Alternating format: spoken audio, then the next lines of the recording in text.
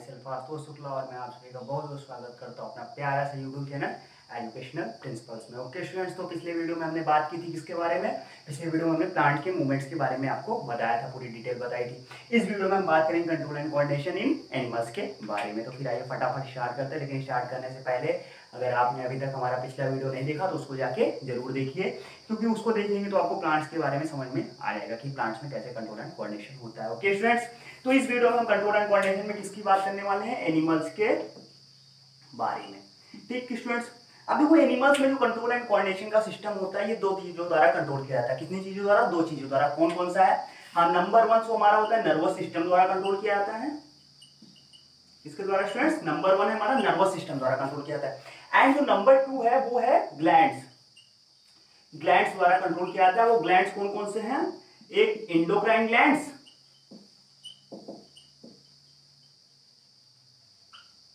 And second one exocrine glands.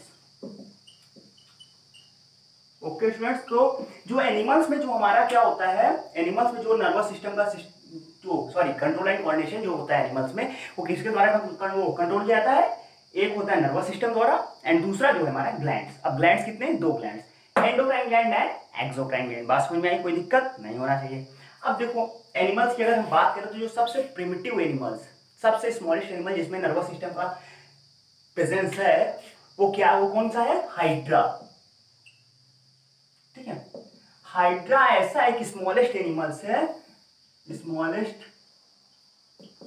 Animal that have nervous system. सबसे smallest animal जिसके पास nervous system है वो कौन सा है? उसको हम क्या बोलेंगे? उसको बोलेंगे हम हाइड्रा। सबसे स्मॉलेस्ट एनिमल जिसके पास नर्वस सिस्टम उसको क्या बोलेंगे? हाइड्रा। ठीक है, तो इस वीडियो में हम बात करेंगे नर्वस सिस्टम के बारे में, नर्वस सिस्टम के यूनिट और उसके बारे में बात करेंगे, उसके नर्वस सिस्टम के टाइप्स के बारे में हम आपको नेक्स्ट वीडियो में बताएंगे। और उसके बाद हमारी जो वीडियो आएगी उसमें हम आपको ग्लैंड्स की पूरी डिटेल देंगे। ग्लैंड्स के अंदर एंडोक्राइन, एक्सोक्राइन ग्लैंड्स, फिर हार्मोन्स के बारे में बताएंगे, सारी चीजें बताई जाएंगी। परेशान हो, बस पढ़ते रहो साथ में। ओके स्टूडेंट्स, तो ये बात हो गई हाइड्रा के बारे में कि सबसे स्मॉलेस्ट एनिमल जिसके पास क्या हो? नर्वस सिस्टम होता है, उसको हम बोलते हैं hydra.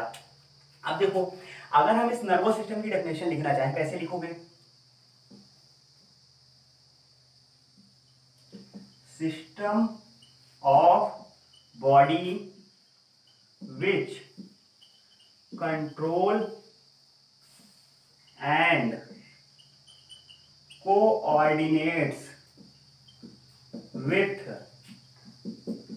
external environment is known as nervous system। ठीक, मतलब बॉडी का ऐसा सिस्टम जो एक्सटर्नल एनवायरनमेंट से क्या करता है? कंट्रोल और कोऑर्डिनेट करता है, उसको हम बोलते हैं नर्वस सिस्टम। ये बात हो गई भाई नर्वस सिस्टम की। पूरी आपको डेफिनेशन कहीं भी लिखोगे कोई गलत नहीं काटेगा, एकदम फर्स्ट क्लास डेफिनेशन है। ठीक, अब देखो नर्वस सिस्टम की ये बात हो गई। अब नर्वस सिस्टम में होते क्या क्या है? नर्वस सिस्टम का जो मेन होता है यूनिट ऑफ नर्वस सिस्टम, सबसे स्मॉलेस्ट जो नर्वस सिस्टम का पार्ट होता है उसको बोलते हैं न्यूरॉन। क्या बोलते हैं स्टूडेंट्स? न्यूरॉन बोलते हैं। ये किसको हम बोलते हैं? Unit of nervous system.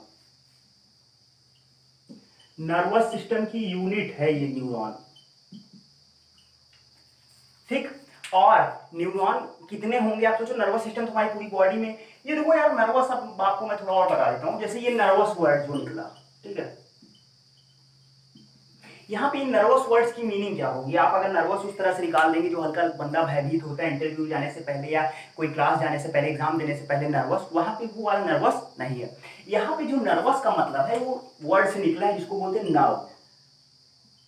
Nerves जानते हो आप लोग? नर्व्स तो जानते ही होंगे भाई, हमारी बॉडी में जो क्या होती है नसें होती है उनको क्या बोलते हैं? नर्व्स। ये तो बात जानते हो। तो उन्हीं नर्व से या उन्हीं नर्व्स से क्या मिला है? नर्वस। तो इन्हीं जो नर्व्स का ग्रुप होता है नर्वस सिस्टम में, सारा ग्रुप नर्व्स तो सारी इसमें इंक्लूड होती ही होती हैं। उसके अलावा भी हम आपको और बातें बताएंगे और चीजें क्या क्या इंक्लूड होती है। ठीक, अब देखो इसका जो यूनिट है न्यूरॉन। ठीक, ये बात समझ में आई? नर्वस सिस्टम की यूनिट क्या है स्टूडेंट्स? न्यूरॉन। भाई लोग समझ में आ रहा है? बिल्कुल आना चाहिए, कमेंट करके जरूर बताना कि कहां पे नहीं समझ में आया। अब देखो न्यूरॉन हो गए यूनिट। अब एक बॉडी में ह्यूमन की, अगर हम ह्यूमन की बात कर लें तो ह्यूमन की एक बॉडी में कितने न्यूरॉन हो सकते हैं? अंदाजा लगाओ भाई। 1 लाख, 2 लाख, 1 मिलियन, 2 मिलियन, बहुत ज्यादा जाओगे बिलियन, 1 बिलियन तक ना, लेकिन नहीं, कितने होते, 100 बिलियन। क्या बात है, 100 बिलियन न्यूरॉन्स प्रेजेंट होते हैं कहां पे, in human body. 100 billion neurons in human, human की एक बॉडी में 100 बिलियन ऑफ न्यूरॉन्स प्रेजेंट हैं। अब देखो, अब ये न्यूरॉन्स होते क्या है, यूनिट ऑफ नर्वस सिस्टम है, और बाकी जल्दी से इसका स्क्रीनशॉट लो, तब मैं आपको न्यूरॉन्स क्या होते हैं बताता हूँ, इसकी टाइप्स क्या होते हैं, कितने पार्ट्स होते हैं इसको, फिर इसका स्ट्रक्चर, मैं सब चीज बताने वाला हूँ। जल्दी जल्दी स्क्रीनशॉट लो, सारी बातें होंगी अभी यहाँ पे इसका। अब मैं आगे बढ़ता हूँ, इसको इरेज करके हम लोग दूसरे टॉपिक की ओर अपने बढ़ते हैं। समझ में आ रहा है, मजा आ रहा है कि नहीं आ रहा है? देखो यार, मजा आना चाहिए, क्योंकि बिना मजे के लिए कोई चीज तो करते नहीं हो जिंदगी में, करते हो? कहोगे सर पढ़ाई ना, तो बिना मजे के पढ़ाई भी नहीं अच्छी लगती, तो पढ़ाई में भी मजा लो, लेकिन पढ़ाई को मजा ना बना लेना, क्योंकि पढ़ाई को अगर मजा बना लिए तो फिर जिंदगी भर कुछ नहीं कर पाओगे। तो इसीलिए ध्यान से आराम से फील ले लेके पढ़ो। ओके, अब देखो, बात हो गई हमने न्यूरॉन के बारे में, अब हम न्यूरॉन के बारे में आपको कुछ और चीजें बताते हैं। तो सबसे पहली बात कि ये जो न्यूरॉन है इसको हम एक और नाम से जानते हैं। किस नाम से जानते हैं? उसको हम बोलते हैं नर्व सेल। क्या बोलते हैं स्टूडेंट्स? देखो, न्यूरॉन को एक और नाम से जानते हैं, क्या है वो? Nerve cells. अब देखो, न्यूरॉन की अगर आपसे कहे भाई डिफाइन न्यूरॉन, न्यूरॉन की डेफिनेशन दो, तो neuron is a structural and functional unit of nervous system. Simple सी बात भाई, नर्वस सिस्टम का स्ट्रक्चरल और फंक्शनल यूनिट ही क्या है? न्यूरॉन। बात समझ में आई? क्या है? देखो मैं लिख देता हूं, neuron is a structural and functional, structural and functional unit of nervous system. कोई दिक्कत स्टूडेंट्स? बिल्कुल नहीं होनी चाहिए, कोई दिक्कत नहीं होनी चाहिए। बात समझ आई? तो न्यूरॉन क्या है? नर्वस सिस्टम का स्ट्रक्चरल एंड फंक्शनल यूनिट है। कौन? न्यूरॉन। अब देखो, इसके बारे में और कुछ चीजें जान लो। सबसे पहली बात तो ये, न्यूरॉन हमारी बॉडी की सबसे बड़ी सेल, न्यूरॉन या नर्व सेल्स क्या होती हैं? हमारी बॉडी की सबसे बड़ी सेल होती हैं। लार्जेस्ट सेल ऑफ बॉडी, पूरी बॉडी की जो सबसे बड़ी सेल होती हैं उसको हम क्या बोलते हैं? किसी भी एनिमल या ह्यूमन की बॉडी की जो सबसे बड़ी सेल है वो क्या है? न्यूरॉन या नर्व सेल। एमसीक्यू में पूछ सकता है, एक नंबर क्वेश्चन आपके बोर्ड एग्जाम में भी कवर अप कर सकता है, which is the largest cell of body. तो क्या लिखोगे? न्यूरॉन या नर्व सेल्स। बात समझ में आई? और देखो, नंबर ऑफ न्यूरॉन इज, एक मिनट रुको, इट डू नॉट डिवाइड। मतलब क्या होता है कि जो न्यूरॉन्स होते हैं ये कभी डिवाइड नहीं होते, मतलब एक न्यूरॉन से है, क्योंकि एक सेल है, सेल है। अब आपने क्लास 9th में पढ़ा था कि सेल किस तरह से बढ़ती है, सेल में कैसे कैसे चीजें बढ़ती है, सेल में डिवीजन होके, सेल हमेशा डिवाइड होके बढ़ती है। बात समझ में आई? इतना आपने 9th में पढ़ा था। अब देखो, लेकिन न्यू नर्व सेल्स है वो कभी डिवाइड ही नहीं होती। तो मतलब अगर मान लो कोई जो बेबी है 1 मंथ का, या जो तुरंत पैदा हुआ बेबी है, और आपकी उम्र में, आपके दादाजी की उम्र में, तो नर्व सेल्स जितनी बेबी में होंगी उतनी ही आप में होंगी, जितने न्यूरॉन उस बेबी में है उतने ही आप में। मतलब कि अब ह्यूमन बॉडी में, मतलब कि आप जब पैदा हुए थे तब आप में जितने न्यूरॉन्स थे वो जब तक आप मर नहीं जाते तब तक आप में उतने ही न्यूरॉन रहेंगे, ना बढ़ेंगे ना घटेंगे। तो number is same through out the life.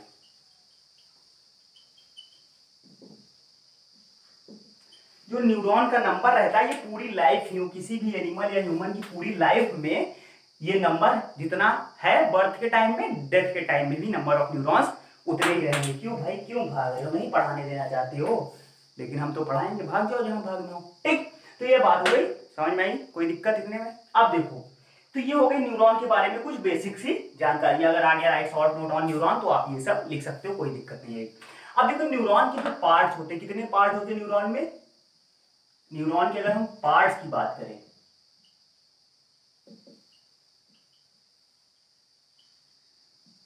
तो कितने पार्ट्स होते हैं न्यूरॉन में? 3 पार्ट्स होते हैं। सबसे पहला एक होता है सेल बॉडी, दूसरा होता है डेंड्राइट्स, तीसरा होता है एक्सॉन। ठीक, ये 3 पार्ट्स होते हैं न्यूरॉन के बारे में, न्यूरॉन में ये 3 पार्ट होते हैं। तो मैं सबसे पहले इन 3 पार्ट के बारे में बात करूं उससे पहले मैं आपको बता देता हूं, आपको एक मैं समझा देता हूं मैकेनिज्म कि कैसे न्यूरॉन्स द्वारा कैसे नर्वस सिस्टम से कैसे मैसेज ट्रांसफर होता है, ये समझो आप लोग। देखो सबसे पहले एक ये न्यूरॉन हो गया, बात समझ में क्या हो गया, एक ये न्यूरॉन। अब ये न्यूरॉन किससे अटैच रहता है, सेंसरी, एक मिनट यहां पे लिखते हैं ना, देखो एक ये हो गया न्यूरॉन। ठीक, न्यूरॉन किससे अटैच रहता है, सेंसरी रिसेप्टर, सेंसरी रिसेप्टर। अब सेंसरी रिसेप्टर के अंदर कौन कौन आ गया, हमारे जो 5 सेंस ऑर्गन्स हैं, eyes, ears, nose, tongue and last one skin. ठीक है, ये बात समझ में। तो न्यूरॉन के बाद आया सेंसरी रिसेप्टर। अब जब सेंसरी रिसेप्टर से, क्योंकि देखो हमारी बॉडी में सेंस या कहीं से सेंसेशन कहां से मिलेंगी, केवल सेंस ऑर्गन से ही मिलेगी। तो न्यूरॉन ने सेंसरी रिसेप्टर से अटैच था, यहां से उसने क्या ले लिया, सेंसेशन, रिसीव सेंसेशन। यहां से न्यूरॉन ने सेंसेशन को रिसीव कर लिया। ठीक है, रिसीव, जैसे सेंसेशन रिसीव हुआ उसके बाद फिर क्या हो जाता है, इलेक्ट्रिक इंपल्स, उसके बाद ट्रांसमिट इन फॉर्म ऑफ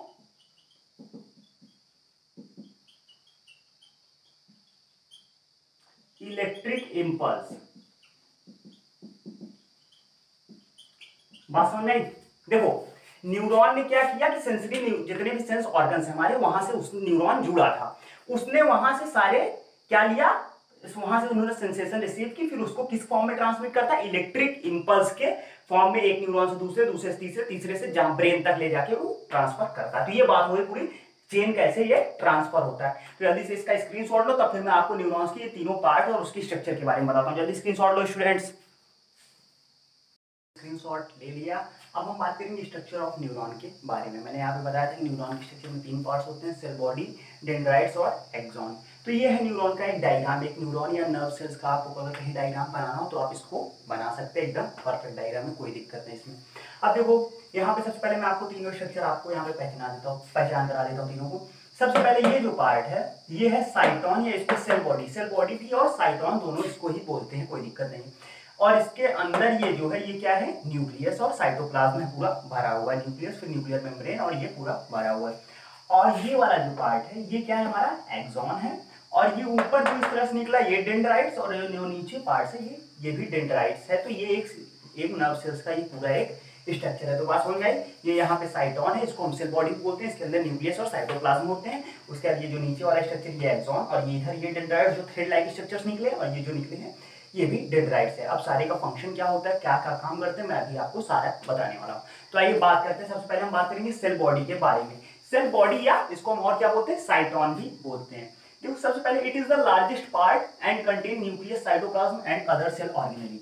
जैसे आप देख रहे होंगे यहाँ पे, ये पूरा न्यूरॉन है, इसका एक लार्जेस्ट पार्ट क्या है, सेल बॉडी या साइटोन। इसके अंदर होता क्या क्या है, न्यूक्लियस होता है, साइटोप्लाज्म और सेल ऑर्गेनेल जैसे माइटोकॉन्ड्रिया, राइबोसोम्स, जितने भी और सारे सेल ऑर्गेनेलीज हैं वो सब इसके अंदर प्रेजेंट है। अब जब सब सेल इसके अंदर प्रेजेंट है तो जो नर्व सेल्स में जो भी एटीपी का फॉर्मेशन होगा या प्रोटीन का फॉर्मेशन होगा, लिपिड का फॉर्मेशन, ये सारी चीजें जो होगी सब इसी के अंदर होगी। तो क्या होगा, generation of ATP and synthesis of protein takes place here. तो हियर एटीपी का जनरेशन भी यहीं पे होता है नर्व सेल्स में, और प्रोटीन का सिंथेसिस भी यहीं से होता है। तो ये बात हो गई सेल बॉडी के बारे में, कोई दिक्कत समझ में आ गया, इसको हम साइटोन भी बोलते हैं। अब जो हमारा अगला पार्ट है वो क्या है, डेंड्राइट्स। डेंड्राइट्स ये जो thread like structure cell body से निकले हैं इसको क्या बोलते हैं, डेंड्राइट्स। तो इसको डेंड्रॉन्स भी बोलते हैं। These are the thread like structure arises from cell body. ये क्या है, ये थ्रेड लाइक स्ट्रक्चर है जो कहां से निकलते हैं, सेल की बॉडी से, सेल बॉडी से निकलते हैं। अब देखो ये क्या है, receive stimulus and carry impulse to the cell body. ये क्या करते हैं, ये स्टिमुलस को रिसीव करते हैं। जैसे देखो यहाँ पे ये जो है, ये जो थ्रेड लाइक स्ट्रक्चर निकले हुए हैं, ये जितने भी सेंसरी रिसेप्टर्स मैंने आपको बताया था ना, तो सब सेंस ऑर्गन्स पे ये फैले रहते हैं, सबसे ऑर्गन्स प्रेजेंट रहते हैं तो ये फैले रहते हैं। उसे जैसे इन्वायरमेंट में स्टिमुलस कोई भी चेंज हुआ, स्टिमुलस के बारे में आपको पहले ही वीडियो कंट्रोल एंड कोऑर्डिनेशन की बता चुका हूँ। तो स्टिमुलस जो मतलब चेंज होता है एक्सटर्नल इन्वायरमेंट, जिसमें क्या होता है, जिसको ऑर्गेनिज्म रिस्पॉन्ड करता है, उसको बोलते हैं स्टिमुलस। तो कोई भी अगर चेंज हुआ जिसको ऑर्गेनिज्म को रिस्पॉन्ड करना है, तब क्या होता है, ये फिर तुरंत ये डेंड्राइट्स उसको क्या लेते हैं, मैसेज उसको लेते हैं, इंपल्स उसकी, और उसको तुरंत ले आते हैं यहाँ पे सेल बॉडी में, और फिर सेल बॉडी से वो न्यूरॉन से न्यूरॉन ट्रांसफर होके ब्रेन तक पहुंचता है। अब कैसे ट्रांसफर होता है, ये सब बातें आगे आपको बताई जाएंगी।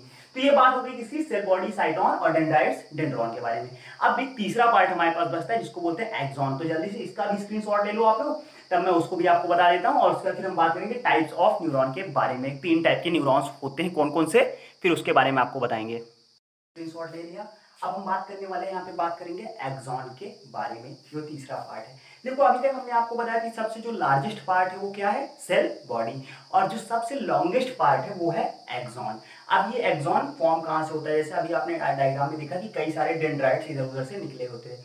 अब उसके बाद एक न्यूरॉन में करीब हंड्रेड्स ऑफ डेंड्राइट्स हो सकते हैं, कितने, लगभग 100 से ज्यादा डेंड्राइट्स हो सकते हैं, और उन्हीं में से केवल कोई एक डेंड्राइट्स क्या बनता है, कोई एक डेंड्राइट्स अपने साइज में क्या हो जाता है, इंक्रीज हो जाता है, बढ़ जाता है, उसी डेंड्राइट्स को क्या बोलते हैं, एक्सॉन। बात ध्यान से समझो, थोड़ा फील लेके समझो, कॉन्सेप्ट बनाओ दिमाग में कि एक न्यूरॉन था, जैसे आपने यहाँ पे देखा था, ऐसे ऐसे क्या बन रहा है यार, ये ऐसे, ठीक।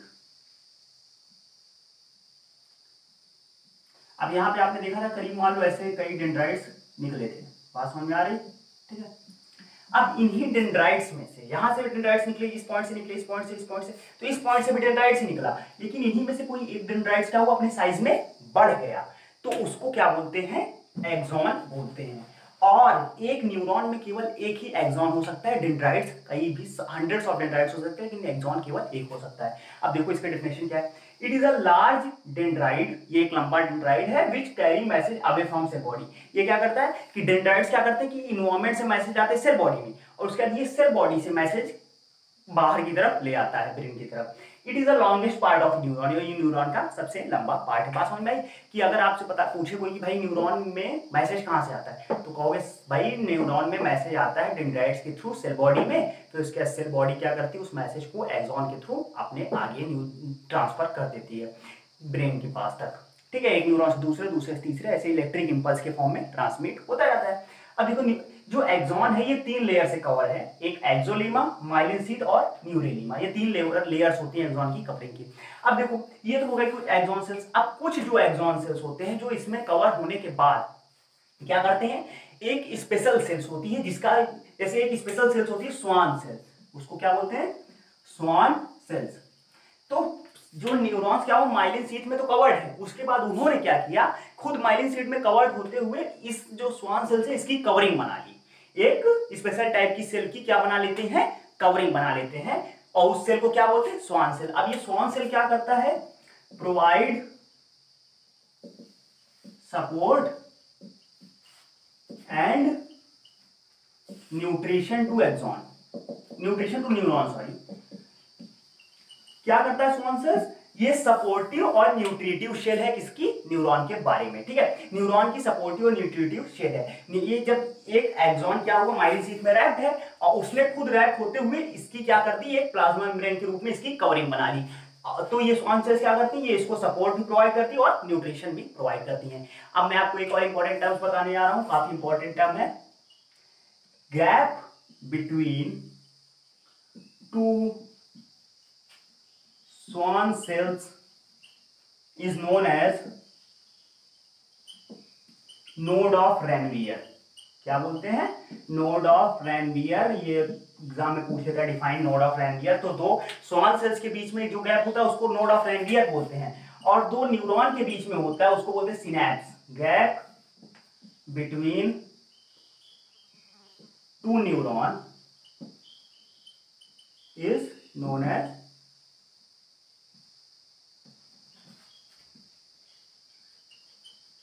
सिनैप्स। बात समझ में आई यहाँ तक स्टूडेंट्स, कि दो स्वान सेल्स के बीच में गैप हुआ तो उसको नोड ऑफ रैनवियर बोलते हैं, और दो न्यूरॉन के बीच में गैप हुआ तो उसको बोलते हैं सिनैप्स। तो ये बात हो गई हमारी एक्सॉन के बारे में भी बात क्लियर हो गई। अब मैं आपको जल्दी से इसका स्क्रीनशॉट लो, तब मैं आपको बताता हूं कि कितने टाइप्स के न्यूरॉन्स होते हैं, ये कितने टाइप्स के न्यूरॉन्स और उनके फंक्शंस के बारे में बात करेंगे। स्क्रीनशॉट ले लो स्टूडेंट्स। तो स्क्रीनशॉट ले लिया आप लोगों ने।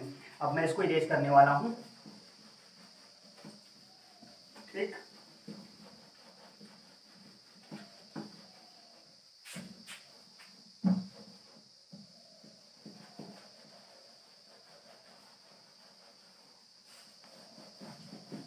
बात समझ में आ रही है?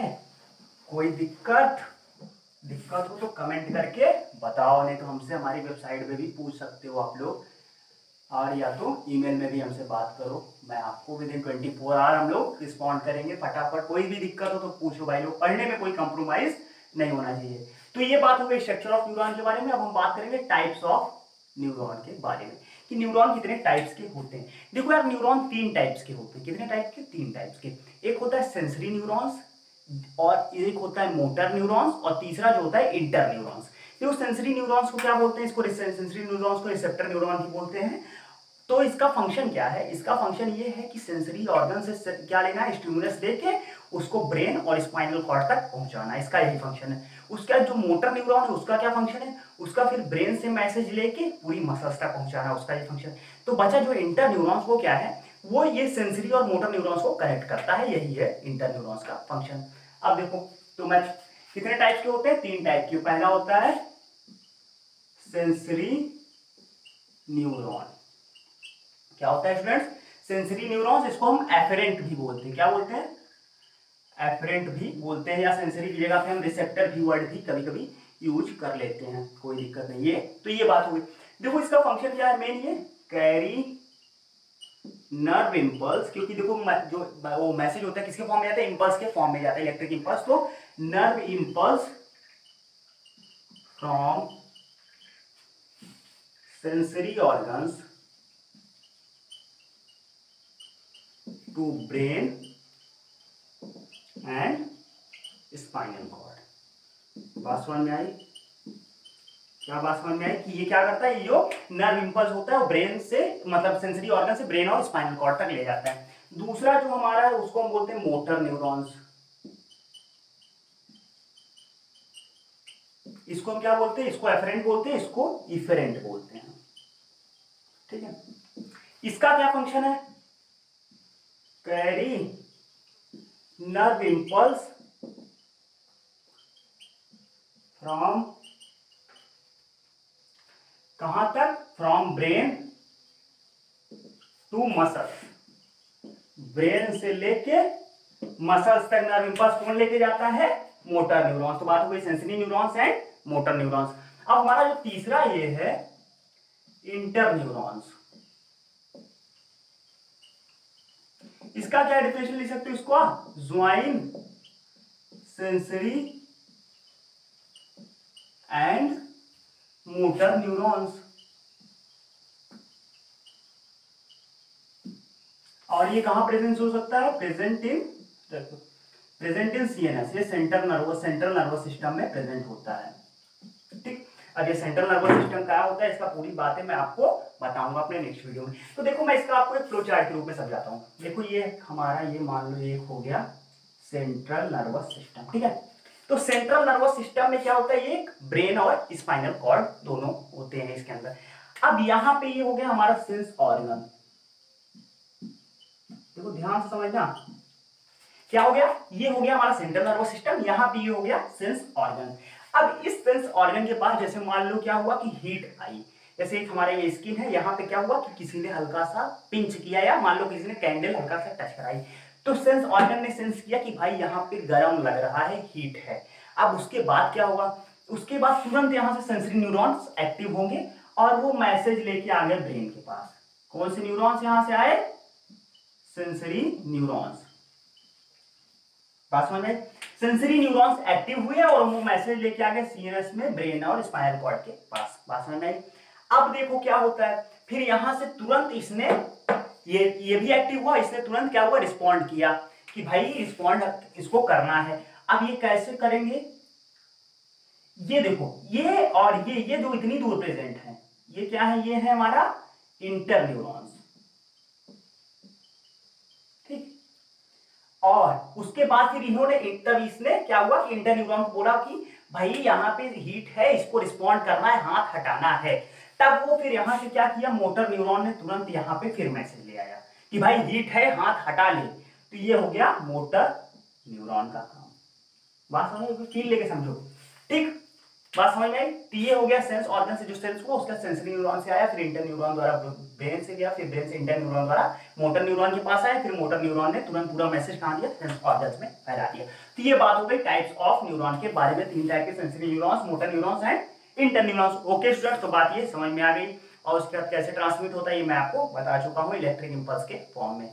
तो ये सारी बातें मैं आपके यहाँ पे कवर कर दिया। अब नेक्स्ट वीडियो में हम बात करेंगे कि जो हमारा नर्वस सिस्टम होता है वो कितने टाइप के होता है। 3 टाइप का होता है, CNS, PNS and ANS, central nervous system, peripheral nervous system and autonomous nervous system. और वो सारे क्या होते हैं, उनके पूरे फंक्शंस मैं आपको नेक्स्ट वीडियो में बताऊंगा।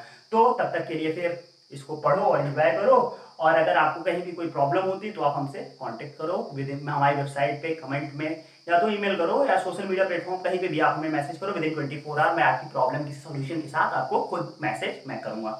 ओके स्टूडेंट, तो फिर कोई दिक्कत नहीं, तो फिर all the best for your studies and इस वीडियो को शेयर करना ना भूलना ताकि आपके और दोस्त भी इसको देख सके। ओके स्टूडेंट्स, तो फिर bye bye and all the best.